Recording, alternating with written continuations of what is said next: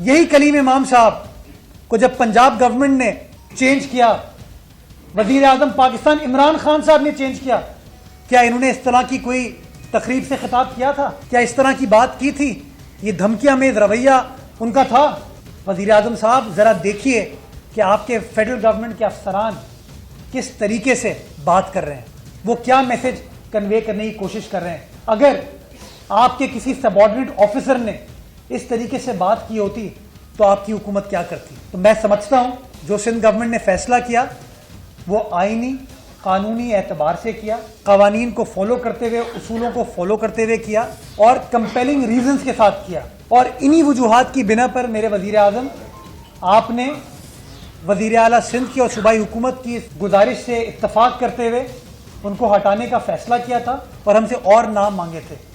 मुझे हैरत है कि वफाक इस बात से अग्री करती है कि इनको जाना है। ये बड़ी इंपॉर्टेंट थी, जब भी वो हमसे नाम मांग रही है, जब भी तो नामों पे बातचीत चल रही है, काबीना में भी मामला डिस्कस हो रहा है, लेकिन उनको हटा नहीं रही। ये एक बड़ी अनफॉर्चुनेट सिचुएशन है कि 15 नवंबर से काबीना लैक ऑफ कॉन्फिडेंस शो कर चुकी है कलीम इमाम साहब के ऊपर, लेकिन आज भी वो सिंध की आवाम के ऊपर मुसल्लत है।